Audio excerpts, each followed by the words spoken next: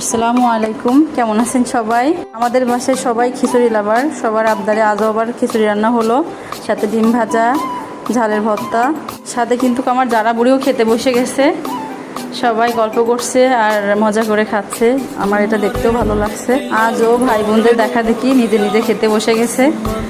এই যে নিজে নিজে সিরসে খাচ্ছে মজা করে। অন্য অন্য সময় কিন্তু আমাকে ওকে খাইয়ে দিতে হয়।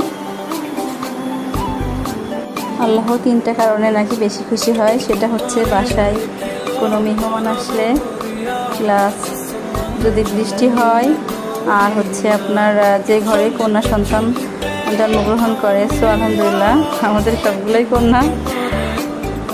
আমার সবসময় এরকম বাচ্চা কাচ্চা নিয়ে মজা করতে ভালো লাগে। এই যে সবাইকে রান্না করে খাওয়াবো, সবাই মজা করে খাবে, এটা আমার অনেক ভালো লাগে। আর অনেকেই বাচ্চা কাচ্চার প্যারা নিতে চায় না, বাট আমারও খুব ভালো লাগে। আমার মনে হয় যে সবাইকে নিয়ে মিলেমিশে একসাথে খাওয়া, ঘোরাফেরা, এটার একটা অন্যরকম মজা। সো সবাই ভালো থাকবেন, আমাদের জন্য সবাই অনেক অনেক দোয়া করবেন।